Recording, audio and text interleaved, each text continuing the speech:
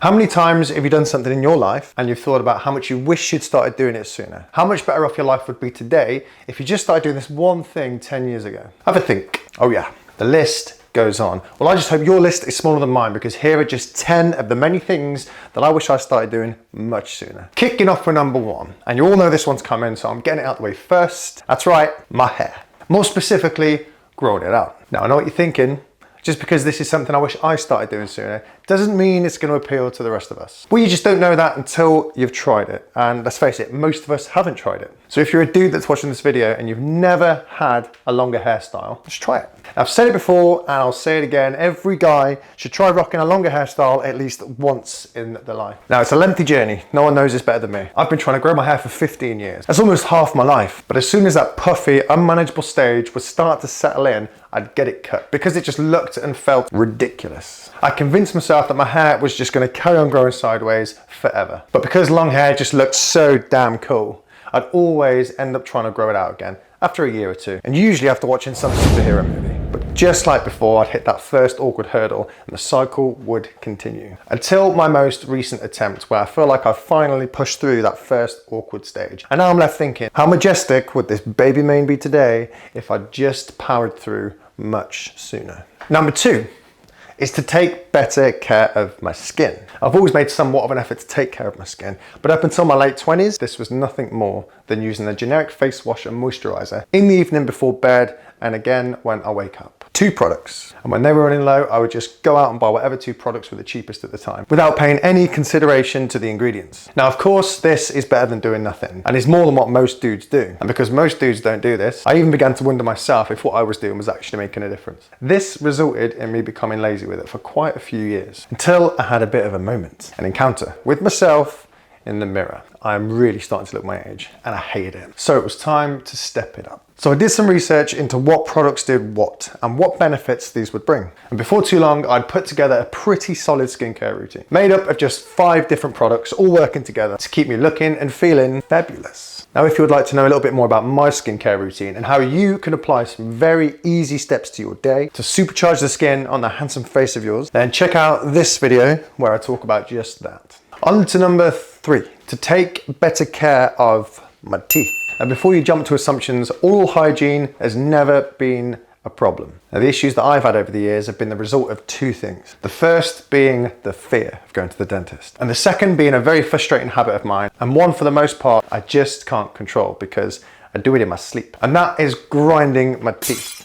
And I don't just do it in my sleep, I do it all the time. When I'm thinking, when I'm anxious, excited, or in the gym too. That's probably the main offender. Over time, what this has done has chipped and even cracked probably most of my teeth. And this is something I've always been aware of, and I knew I would have to visit the dentist at some point, sooner or later. And if I wasn't in excruciating pain, there was no force on this planet that was going to get me in that chair. Not a fan. But where's this fear come from? I had to have 2 teeth pulled out when I was 13 to make room for a brace to work its magic on straightening my extremely crooked teeth. Turns out this mouth isn't big enough to accommodate a full set of adult teeth. Cheers, genetics. You coded me with a big head and a tiny little mouth. What a complimenting combination. So like most people, I wasn't the biggest fan of going to the dentist. But I'm also not the biggest fan of being in excruciating pain either. So after a pain-ridden Christmas 2 years ago, I decided to finally book into the dentist. Only this time I explored the option of paying for private dental care. I figured that, like with most things in life, you get what you pay for, and that maybe paying for my treatment would at least make going to the dentist a bit more bearable. Maybe their chairs were softer and they played relaxing music. I don't know. But it was worth a shot, and oh my gosh, the difference was amazing.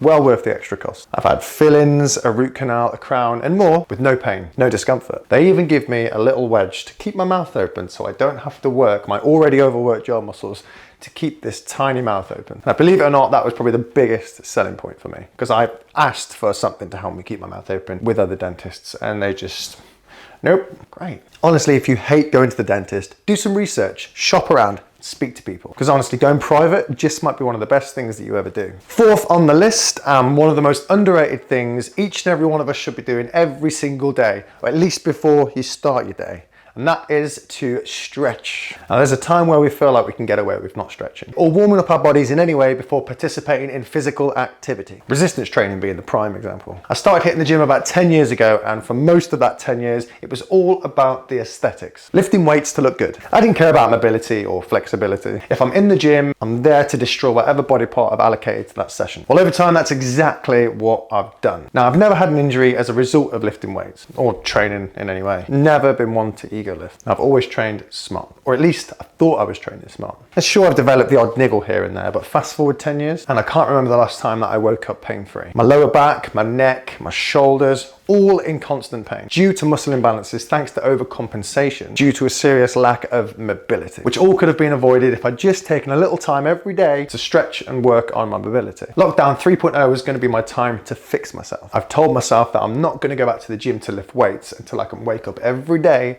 pain-free. After just 1 month of doing some basic stretches every day, I can already feel the difference. I've still got a long way to go before I'm completely pain-free, but I know now that I'm on the road to full recovery, and it's one that I wish I was on from the beginning. Number 5. To develop a better understanding of nutrition. When I started lifting weights, I instantly became a bro.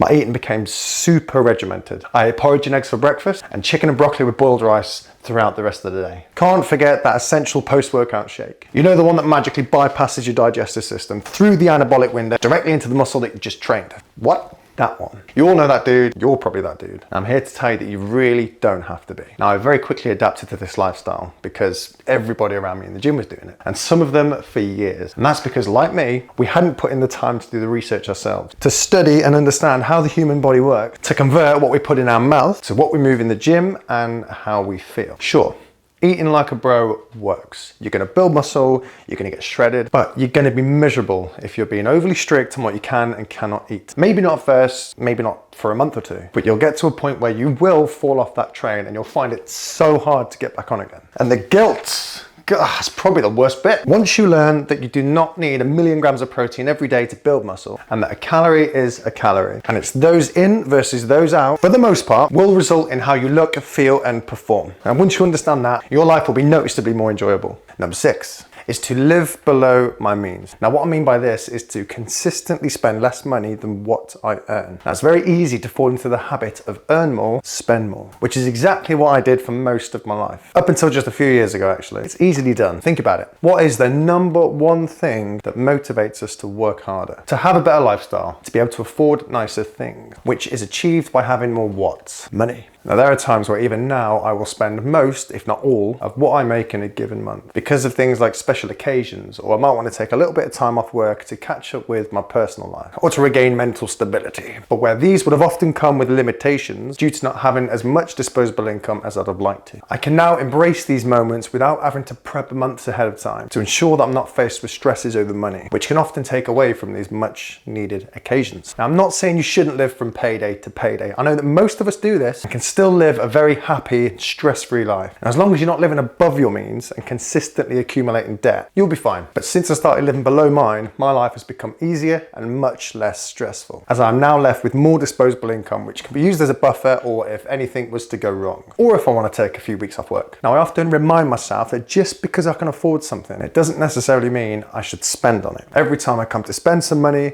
I'll take a little moment to think, do I actually need this? Will what I gain as a result of spending this money bring me anything more than a temporary dopamine hit? If I can eat well, pay my bills, get to and from work safely, I'm set. Anything else is a luxury and would be considered above my means. Number 7, and one that I probably kick myself over the most, investing in my future. Putting my newfound disposable income to better use rather than it just sitting there depreciating value over time. Even if you are saving your money in a long hold savings account like an ISA, the interest that you earn on said money will never outweigh the rate of inflation. No matter how good your interest rate is, it's just not going to happen. Now, investing in things like precious metals, digital assets, and businesses has the potential to double or even 100 times your initial investment in as little as a few weeks, in some cases overnight. And this is thanks to a little something called compounding interest, making investing one of the best ways to make life-changing wealth. But it doesn't come as easy as you might think, as this can require a considerable amount of research into the individual companies. But investing your money in anything that has been consistent in its growth over time and has a clear place in the future of the world, it's usually a good investment. Now, as mentioned in the previous point, the only time I would save any money is if I had something in mind to spend it on, like a car or a holiday, for example. I needed some sort of short-term incentive to not spend my money. But now I've got the long-term in mind, I'm investing up to 80% of my money, which in the most part is providing a return of up to a few percent a month, which is massive compared to the interest rates given by banks. Now I know investing your money in businesses and assets can be risky, so it's really important to do your homework first. But the benefits can outweigh the risks massively, in my personal opinion. Now, if I started investing the way I do today, 10 years ago,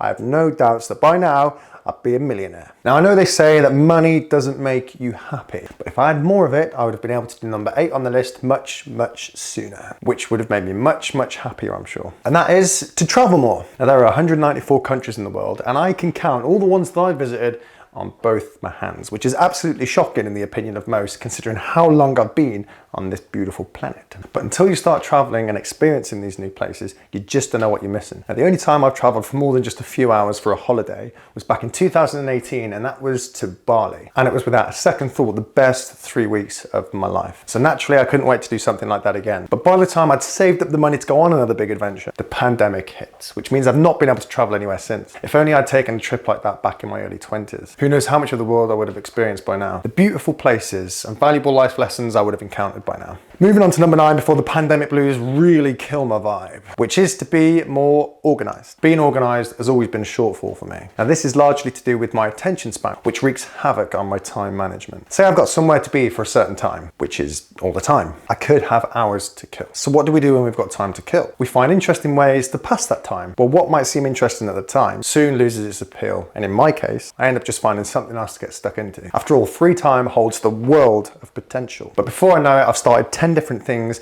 and I'm now an hour late to where I was supposed to be. Now, I know there are going to be people that know me watching this video that are thinking, well, what the bloody hell, Alex? Why is this on your list? You're still always late. In fact, I'm waiting on you right now, you menace. Chill out, Carl. I'm getting my hair done. You think I'm bad now? Well, I used to be a lot worse. But I am getting better with the help of things like setting reminders on my phone or making lists. And something that's really made a difference is breaking larger tasks down into little bite-sized chunks rather than trying to get it done in one sitting, which will often result in getting bored and just wandering off. And one of the best things I started doing in recent years was planning out my day the night before, or in my case, in the morning when I get in from work. I'll sit down with a cup of tea and I'll just make a list on my phone. Now, this also gives me the chance to properly plan and prioritize my tasks, which leads me on to number 10, to set myself realistic goals. And just like with my hobbies and interests, my goals are always changing, and often before I've managed to hit them, which is often because I just lose interest. Now, something I was always guilty of doing was moving my goalpost further and further away, usually because initially I was just being too unrealistic with my goal setting, spreading myself too thin by taking on too much. Now, inevitably, I was just setting myself up for disappointment because I just wasn't achieving any of my goals. Now, something I've started doing more recently, which has been more of a natural progression over time, but it's something that I wish I became aware of much sooner, has been to be more realistic with my goal setting. Rather than focusing entirely on the end result, I'd set goals to achieve more things along the way throughout that specific journey, to at least feel like I was making progress. An example of this would be growing my hair. Yes, I've got the end in mind, but I've also set myself little style milestones along the way to keep me motivated and just to stop me from getting bored and getting it cut. Since being more realistic with my goals, I've been overall a happier person because I feel like I'm actually achieving what I initially set out to achieve in the beginning rather than just some modified version later on down the road. Now remember, it's never too late to start doing any of the things that I've mentioned on this list, unless of course you've lost your hair, then that ship has well and truly sailed. I didn't start doing any of the things on these lists until quite recently, and none before I turned 30. Now if you feel like you could gain from implementing any of the things in this list into your life, chuck us one of these. Or if you feel like you can add anything to further improve any of the things that I've highlighted, then just let me know in the comments below. So there's my top 10. I hope you enjoyed it. I'm going to throw up a couple of videos here. Hopefully one of them is going to be of some sort of interest to you. This is your mate Alex here, signing off for now. I'll see you next week for another video.